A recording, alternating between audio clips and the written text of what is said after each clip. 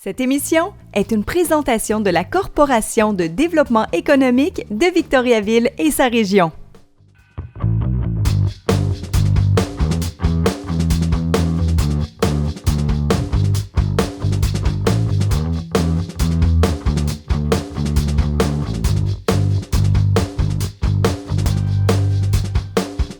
Bonjour, bienvenue à cette deuxième émission où on souhaite vous faire découvrir des joyaux de nos entreprises de la région, des entreprises qui innovent, particulièrement dans le secteur de l'environnement, qui veulent faire une différence. Et je suis chez Sanimark avec Patrick Couture qui est avec moi, une entreprise que j'aime dire souvent qui est un joyau bien gardé, que les gens ne connaissent pas, mais qui ont beaucoup d'employés. Patrick, merci de nous recevoir chez vous. Ça fait plaisir, hein? Et sans plus tarder, pour que les gens sachent qu'est-ce que fait Sanimark, qui est Sanimark, peux-tu nous décrire en quelques mots combien d'employés, quel est votre créneau particulièrement? En fait, Sanimark existe depuis 1969. On a créé l'entreprise à Victoriaville. Ça a été créé par M. René Laroche, qui est le fondateur de Sanimark. Et on s'amuse à dire souvent que René était le petit roux qui lavait les vitres au centre-ville de Victo.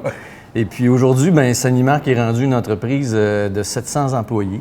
On est pan-canadien. On a commencé aussi à faire des projets avec les États-Unis, puis aussi avec l'Europe. Fait qu'on ne devient pas juste Victoriaville, on ne devient pas juste national, mais on commence à être international. Le produit, en fait, de Sanimark, c'est tout ce qui est relié au nettoyage. Fait qu'on on a réparti nos divisions avec des secteurs d'activité différents. On a un secteur d'activité en agroalimentaire. Fait que ça, c'est tout ce qui est les produits de nettoyage, l'ingénierie pour laver les plantes, ou laver, c'est-à-dire les plantes, j'allais dire en anglais, mais les usines de transformation. Après ça, on a une division qui est pour tous les produits de piscine et spa. Fait que tout ce qu'on a besoin pour avoir une saine qualité d'eau pour les piscines et les spas. Troisième division qui est le sanitaire. Fait que c'est tout ce qui est le gouvernement, donc les hôpitaux, les écoles, tous les commerces, les institutions. Fait que ça, c'est tout ce qui est produit fini, tout ce qui est distribution, tout ce qui est accessoires. On a une quatrième division aussi qui est tous les équipements. Fait que c'est des équipements de nettoyage spécialisés qui vont automatiser beaucoup de nettoyage. Puis, j'imagine dans ce secteur-là, il y a des gens qui sont sensibles par rapport aux enjeux environnementaux qu'on entend un peu partout. Donc, vous avez une obligation, vous aussi, comme entreprise, d'être sensible. En arrivant dans le stationnement, on voit des bornes électriques. Oui. Je dis souvent, quand une entreprise achète, installe pour ses employés qui viennent travailler, c'est qu'ils sont déjà conscients de tout ça. Vous avez du travail à faire, vous avez un département d'innovation, j'imagine, ici? Oui, tout à fait. Tout à fait. Bon, on a des petits gestes qu'on fait. Comme tu parles des bornes, on essaie de minimiser aussi les déplacements des réunions. On utilise beaucoup l'électronique, les téléphones. On a des applications comme Zoom où on fait nos rencontres. Fait que les gens peuvent être à Winnipeg, Victo, puis on fait des interactions facilement. On a aussi des belles volontés pour l'entreprise de devenir beaucoup plus vert. Ça fait plusieurs années qu'on est là-dedans. On a beaucoup de produits verts d'ailleurs. On a des produits qui sont certifiés Écologo sur le marché. On est les premiers d'ailleurs au Canada à avoir un produit certifié vert pour la piscine. On a des produits piscine qui sont certifiés verts. Fait qu'on a une belle conscience environnementale par rapport à ça. Puis tantôt, quand on va aller au département d'innovation, on a des projets concrets où on vise vraiment à avoir de la chimie verte. On vise à revoir certains packaging, certains emballages qui vont faire en sorte qu'on va faire notre cause pour la société. Oui, tout à fait. Je pense que le suremballage aussi, ça fait partie des préoccupations des gens. Je suis content d'entendre ça. Quand ce projet-là d'émission, on le fait en partenariat avec la Corpo de développement économique de Victoriaville et sa région, on leur a demandé de nous sortir une liste d'entreprises qui souhaitaient qu'on fasse découvrir à la population. Vous étiez là, au-devant, donc pour l'innovation, l'environnement. Mais juste avant de passer là, je tiens à le souligner parce que, je te connais, on se voit dans les activités sportives. Oui. Sanimark est aussi une entreprise qui est très impliquée dans la communauté, qui supporte des événements, tout ce qui touche le sport, je pense le triathlon, la course à pied, les saines habitudes de vie, même les organismes communautaires, le Grand Défi, il a été même impliqué personnellement. Vous êtes là, fait que je tiens à le dire avant même qu'on aille plus loin dans l'émission. Bravo pour l'implication de l'entreprise et du personnel aussi. Bien, ça nous fait plaisir. En fait, c'est comme un peu redonner à la société, ça. Fait que comme organisation, comme un bon employeur à Victoriaville, bien, si on peut s'impliquer dans la communauté pour justement redonner puis faire en sorte que les gens, on s'est mis beaucoup dans le sport, mais nous autres, on veut gérer plus la prévention que la guérison. Fait qu'on encourage beaucoup les activités sportives, faire en sorte que les gens puissent bouger puis avoir une meilleure santé, autant mentale que physique. Bravo. Fait que sans plus tarder, on s'en va directement dans votre laboratoire. Ouais. On va aller parler avec un autre Patrick. Ouais. Il va nous montrer concrètement les actions que vous posez ici avec l'entreprise. Super. Super. Good. J'avais dit qu'on allait dans un laboratoire. On est présentement, pas avec les Dupont, mais Patrick et Patrick. Patrick Couture, avec qui on a jasé tantôt pour connaître un peu plus l'entreprise, mais aussi avec Patrick Marchand. Patrick, tu es responsable du laboratoire, du département d'innovation. Oui, dans le fond, je suis responsable du tout ce qui est laboratoire, tout ce qui est affaires scientifiques, finalement. Je m'occupe du laboratoire ici. Donc, notre laboratoire est divisé en deux. L'innovation et le développement. Aujourd'hui, on va plus parler d'innovation. Et aussi le laboratoire de contrôle qualité où on analyse nos produits qui sont fabriqués. Donc, si le travail n'est pas bien fait, il y a plein de monde qui se promène en arrière, n'est pas bien fait, c'est pas bon pour la business. Non. Ça veut dire qu'il y a des problèmes avec les produits qui sont mis sur le marché, j'imagine. C'est ça. Puis en même temps, vous avez le défi d'innover pour permettre à l'entreprise de se propulser vers le futur pour la suite des choses. Oui, bien c'est ça. Dans le fond, j'ai dit qu'il y avait deux parties. Il y avait le développement et l'innovation. Le développement, c'est ce qui nous permet de rester actuel sur le marché. Puis l'innovation, c'est vraiment, quand on pense à 5-10 ans, Sanimark, on va être où? Bien, c'est l'innovation qui s'occupe de cet aspect-là. Bon, on parle d'innovation. Tantôt avec Patrick, on disait l'importance de l'environnement maintenant. C'est devenu une valeur, je pense, particulièrement chez les jeunes, mais aussi les moins jeunes. Pouvez-vous nous donner des exemples, des actions que vous posez, ce que vous cherchez au niveau de l'innovation, au niveau de l'environnement, pour faire en sorte que vos produits répondent aux normes les plus élevées, je pense, du marché? Oui. Dans le fond, aujourd'hui, il y a une norme qui existe qui s'appelle Écologo. Écologo, c'est un troisième partie qui évalue nos produits pour s'assurer que ça répond à certaines normes environnementales. Et que ça conserve toujours l'efficacité du produit, parce que ça, c'est ce qui est important. Dans le passé, beaucoup de produits étaient classifiés comme verts, mais ils étaient moins efficaces. Donc aujourd'hui, qu'est-ce qu'on veut? C'est des produits qui sont toujours aussi efficaces, mais qui ont un profil environnemental meilleur. Meilleur dans le sens de l'origine des produits, mais aussi dans la fin de vie du produit. Donc, quand on le rejette puis que le produit se décompose, bien, on ne veut pas que ça crée des choses nocives. Donc, dans ce sens-là, on travaille sur deux aspects, le contenu et le contenant. On a des projets pour améliorer tous nos produits, avoir un critère d'éco-conception qui s'améliore toujours, donc une classification qui s'améliore. Et on travaille aussi sur nos emballages pour éliminer tous les plastiques à usage unique qu'on entend beaucoup parler aujourd'hui. Il y a une loi qui s'en vient au fédéral, ça a déjà été annoncé pour bannir tout le plastique à usage unique en plus. Généralement, dans nos produits, si on regarde ailleurs dans le monde, les contenants qu'on utilise ne sont pas nécessairement soumis à cette loi immédiatement, mais nous, on veut prendre l'avance là-dessus puis éliminer nos contenants de plastique le plus possible, ou du moins diminuer la quantité de plastique dans nos contenants. Génial. Là, je vais passer de Patrick à Patrick. Oui. Patrick, pour une entreprise, fait partie de l'équipe de gestion, de direction. Pourquoi c'est si important de se propulser vers l'avant, de répondre à cet enjeu environnemental? Parce que certains vont dire que ça coûte plus cher, certains sont moins conscients, aiment mieux faire des produits plus rapidement et ensuite mettre ça sur le marché. Il doit y avoir une raison pourquoi Sanimark se lance dans cette aventure. C'est sûr. Puis, c'est une façon de se démarquer de la compétition, beaucoup. Puis, Sanimark se bat avec des joueurs mondiaux qui, eux aussi, ont des objectifs environnementaux. Fait qu'on faut avoir de l'imagination pour concurrencer ces gens-là dans le marché. Fait que c'est sûr que pour nous, ça devient un positionnement stratégique. Et puis, il y a une conscience environnementale aussi qu'on a comme entreprise. On sait qu'on est une entreprise de produits chimiques, fait que déjà en partant, Patrick parlait d'écosystème ou éco-responsable. Bien, pour nous, c'est toutes nos formulations, on veut qu'elles soient vertes le plus possible. Fait qu'on cherche de la biotechnologie, on cherche différentes solutions. C'est ces projets-là qu'on travaille actuellement pour nous aider tantôt à être une entreprise beaucoup plus verte. C'est assez spécial. On rentre ici, il y a des employés, laboratoires, on voit les bureaux administratifs, l'air, l'environnement des employés, là, c'est de toute beauté. Je pense que travailler chez Sanimark, ça doit être plaisant pour tout le monde. Mais de voir que des produits pour mettre dans le spa demandent tous ces tests, ces installations-là. Nous autres, on met ça, le client, là, le citoyen, on ne le voit pas. On prend ça, on met ça dans le spa, on prend un produit pour se laver les mains. On n'est pas nécessairement conscient de tout le travail qui doit être fait pour ça. Je te dirais un produit facile, si on veut.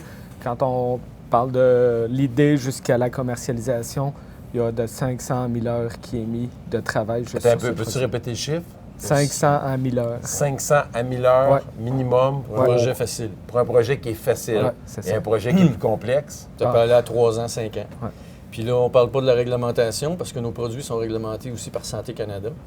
En fait, ça, des fois, c'est des démarches qui peuvent prendre de 1 à 3 ans, dépendamment du produit qu'on veut lancer sur le marché. Fait que ça, quand la formule est finie, on a fini notre job de laboratoire, mais après ça, il faut aller à Santé Canada, faire approuver notre formulation, puis voir si vraiment tout est correct pour Santé Canada. Fait que Donc- ça, c'est des processus qui sont aussi très Donc, longs. une entreprise qui n'a pas nécessairement un plan visionnaire peut réussir à court terme, mais à long terme, moyen terme, C'est si elle très veut difficile. innover, si elle veut répondre aux normes les plus sévères de l'industrie, puis même se propulser à l'avant, comme vous le dites, vous respectez plus que les normes au niveau mondial. Là. C'est tout à votre honneur, vraiment, bravo. Là, j'ai vu quelque chose sur le côté. Je suis très curieux. Là, les gens vont le voir. Des petits canards. Là, mes enfants, moi, sont rendus grands. là. J'en avais des jaunes dans le Moi bain aussi, d'ailleurs. quand on essayait de les occuper là, en même temps qu'on faisait le grand lavage. Ces petits canards-là, ça sert à quoi? Qu'est-ce que ça fait dans un laboratoire de scientifiques? Dans le fond, quand on développe des produits de nettoyage ou des produits pour les industries agroalimentaires, il y a beaucoup de tests qui doivent être développés à l'interne. Puis après ça, il faut qu'on vende notre produit, donc il faut qu'on fasse des petites démos pour montrer l'efficacité du produit. Puis c'est souvent le fun d'avoir des petits objets qui vont accrocher le visuel des gens. Donc on avait utilisé des petits canards pour, quand on a développé un lubrifiant pour les chaînes dans l'agroalimentaire, les chaînes de montage. Donc on utilisait le petit canard, on le faisait glisser pour montrer qu'avec le lubrifiant, le petit canard se rendait plus loin que sans lubrifiant. Moi, j'essaie d'imaginer l'employé le matin qui a reçu le mandat d'aller pousser des petits canards. J'aurais aimé être cet employé-là. On aime s'amuser quand même chez Sanimac. C'est correct, honnêtement, il avait frappé ma curiosité. Fait que, hey, sincèrement, un gros merci pour tout ce que vous faites. Je tiens à le souligner. OK. C'est un peu l'objectif de l'émission, que la population en apprenne plus sur nos entreprises de la région, les entreprises qui créent de l'emploi, mais qui sont impliquées socialement. On en a parlé avec Sanimark, on pourrait les nommer là, le grand défi, le tournoi, la Coupe Canada Sanimark, le triathlon, l'Arbre de joie, il n'y a pas L'Arbre de tellement joie. longtemps, vous étiez impliqués. On voit les employés sont actifs, mais de voir aussi que vous êtes sensible à ça, tout le monde, puis vous mettez les efforts, protéger l'environnement, bien, Oui, c'est c'est fantastique. certain. Ouais. Fait que bravo, un gros merci. Patrick Marchand, je vais le souligner. Ouais, c'est bon. Patrick Couture. Yes, Puis merci. vous féliciterez tous les employés lorsque vous les croiserez pour moi. J'espère que vous avez aimé ce segment de l'émission. Vous en avez appris un peu plus sur Sanimark. Et sans plus tarder, on va se diriger pour aller découvrir un autre fleuron de notre région à Kings et Falls, Cascade. Et j'aime bien faire ça à chaque émission. Attention. Comme vous voyez, avec la magie de la télévision, on est passé de chez Sanimark à directement à Kings et Falls, chez un autre grand fleuron de notre région, Cascade, pour vous parler encore une fois d'innovation, d'environnement, de développement durable. Et sans plus tarder, j'invite Carl à se joindre à moi. Allô, Carl, Alain. ça va bien? Ça va bien, Alain? Merci Toi? de nous recevoir dans Plaisir. ton département, dans un des multiples bâtiments qu'il y a à Kings et Falls. Je pense que quand on passe dans le village, on ne peut pas faire autrement que voir Cascade est bien implantée dans la région. Carl, on est ici. Les gens, lorsqu'ils entendent le mot Cascade, ils voient, ils entendent papier de toilette, rouleau essuie-tout. Mais Cascade, c'est beaucoup plus que ça comme entreprise. Effectivement. Puis il y a des gens qui préparent le présent et le futur. Peux-tu nous parler un petit peu de ton quotidien, des gens avec qui tu travailles, de ton département? Parfait. Oui, bien sûr. Moi, je suis responsable du centre d'innovation chez Cascade au niveau corporatif. Notre centre, on est une équipe multifonctionnelle. Donc, il y a des gens de marketing, il y a des gens techniques, il y a des gens en intelligence artificielle, il y a des gens de tous les secteurs. Pourquoi? Parce que pour faire de l'innovation, ça prend plusieurs facettes pour vraiment avoir des succès.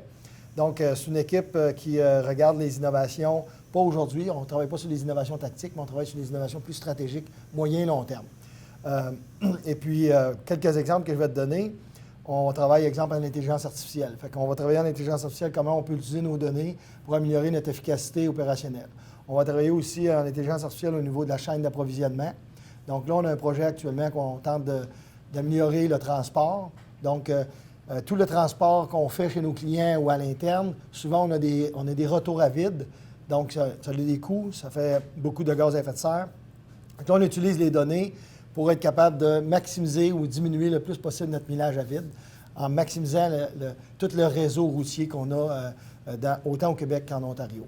Ça, c'est un exemple d'un projet qu'on travaille. On travaille actuellement aussi sur un projet de recyclage des plastiques. Comme tu sais, les plastiques... donc, il y a beaucoup de technologies. Ça, pour les gens qui nous écoutent, il y a un projet, ça a déjà été annoncé au fédéral. Ils veulent bannir le plastique à usage unique. Donc, c'est clair que des entreprises comme Cascade, comme beaucoup d'autres, vous devez vous propulser dans le futur puis voir comment vous allez vous comporter maintenant. Effectivement. Puis, une des problématiques avec le recyclage des plastiques, c'est bien sûr qu'il n'est pas très recyclé, mais il y a beaucoup de plastique mélangé. Nous, on est en train de regarder avec une start-up actuellement, on est en phase pilote de comment recycler les plastiques qui sont tout mélangés. Donc, les différentes sortes de plastiques. Actuellement, il n'y a aucune technologie qui le permet dans le monde. Puis là, on a cette start-up-là québécoise qui a développé ça avec l'Université de Sherbrooke. Et là, on est leur partenaire. Et on va être probablement l'industriel qui va mettre ça. L'idée, c'est de recycler le plus de plastique possible et de faire une valeur ajoutée avec le plastique tout mélangé. Ça, c'est un deuxième projet. Troisième projet qui est très connecté sur notre business. Bien sûr, tu sais que nous autres, notre fibre qu'on utilise pour faire nos produits, c'est la forêt urbaine. C'est ce que les gens mettent dans le bac bleu. Donc, on ne possède pas de forêt. Donc, s'il y a une décroissance actuellement des papiers d'impression ou des papiers journaux, ça nous affecte directement sur notre approvisionnement. Donc, on a parti un projet pour trouver des fibres alternatives et des technologies partout dans le monde. Fait qu'on a fait un appel à tous les startups dans le monde qui auraient des technologies ou des fibres alternatives ou les deux, de façon à nous aider à trouver les fibres de demain. On a eu 100 applications, 100 startups dans le monde.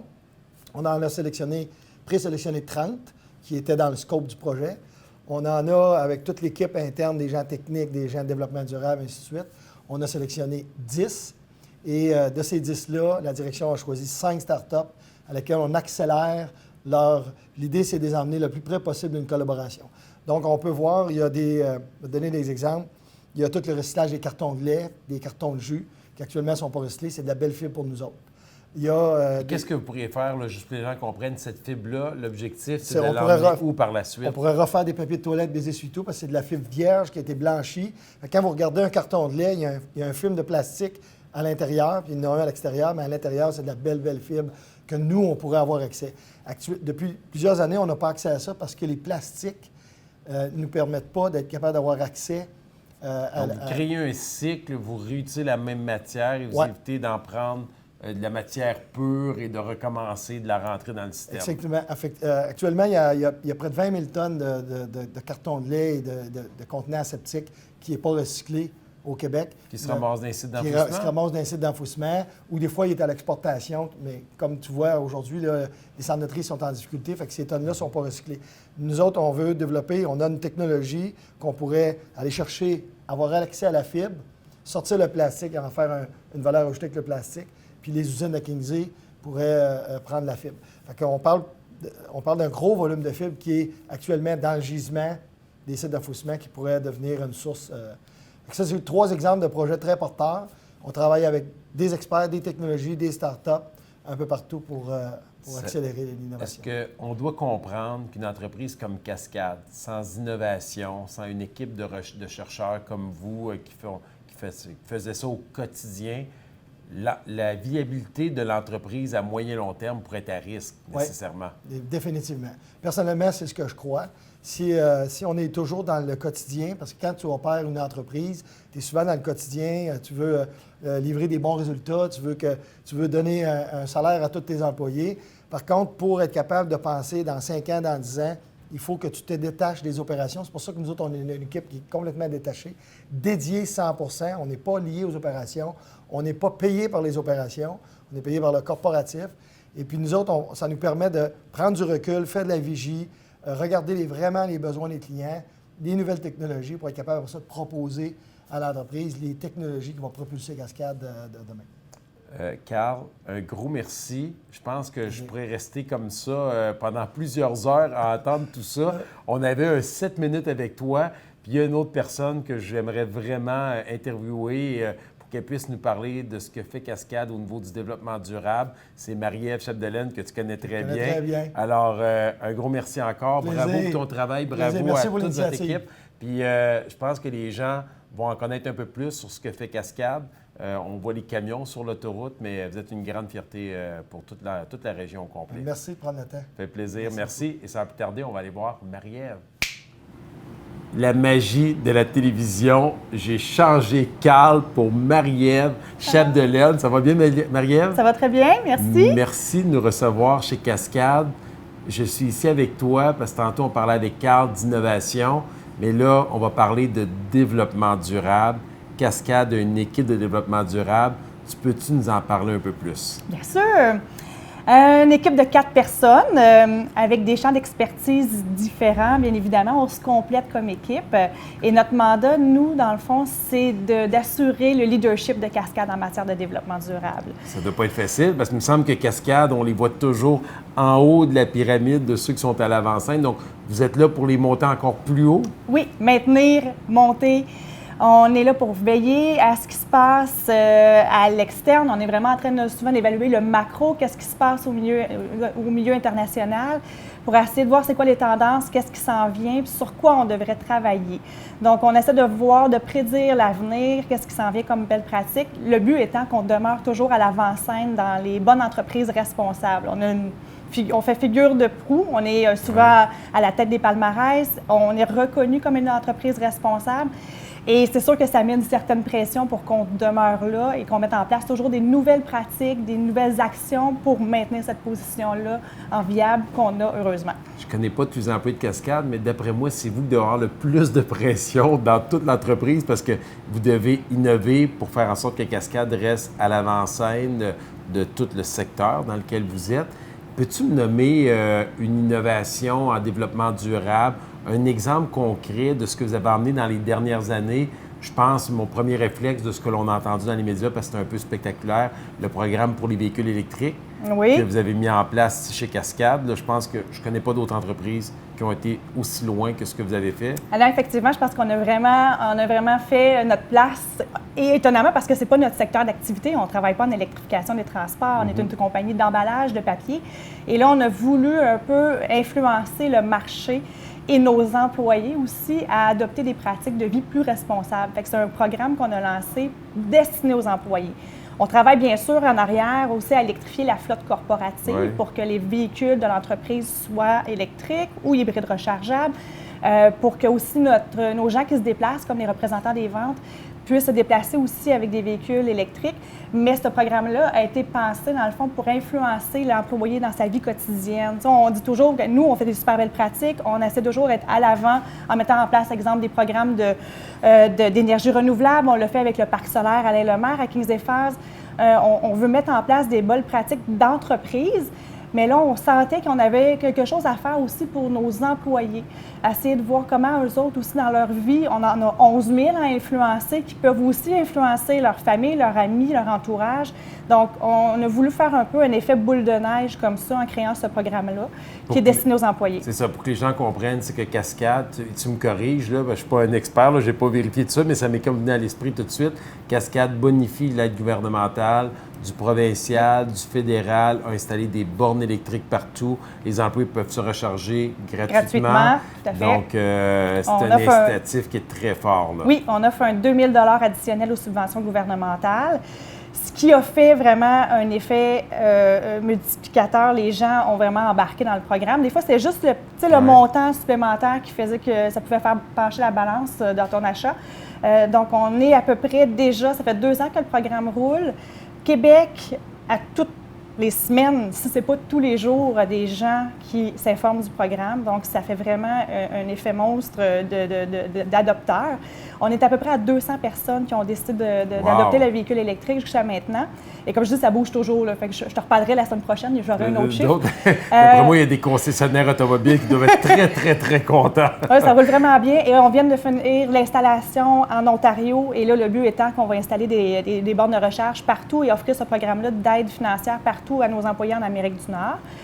Autre projet que je pourrais dire aussi qui a influencé beaucoup le marché, ça c'est un beau projet d'influence de marché.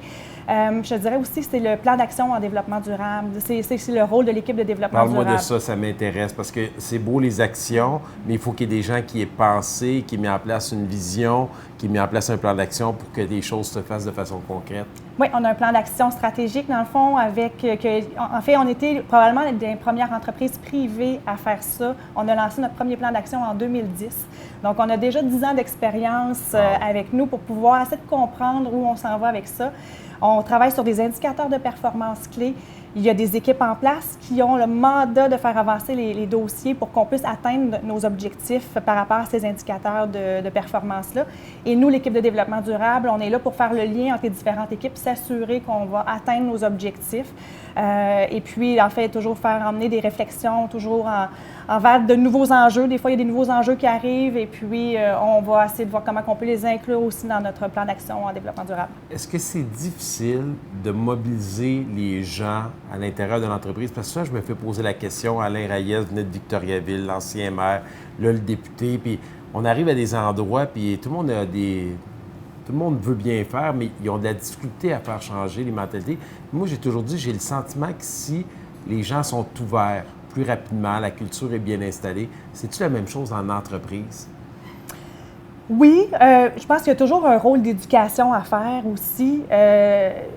C'est notre mandat aussi d'essayer de faire avancer les perceptions, changer les perceptions, pas les faire avancer, mais aussi défaire des mythes. Donc oui, je pense qu'on a des gens qui adoptent l'entreprise. C'est sûr que les gens qui vont travailler chez Cascade ont souvent la flamme plus verte, ont toujours des valeurs un peu plus profondes en termes de développement durable, d'engagement environnemental. Mais c'est pas tout le monde, dans le fond, qui est au même niveau.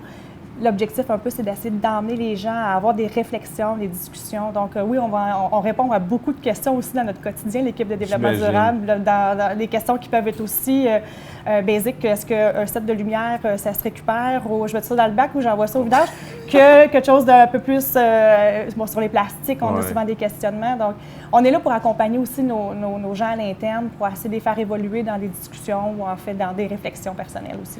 Merci beaucoup, Marie-Ève. Vraiment, j'aurais aimé ça rester encore plus longtemps avec Carl et avec toi. C'était fantastique. Je pense que les gens ont pu en apprendre un peu plus sur ce que vous faites sur le terrain chez Cascade et ce matin où on a été chez Sanimark.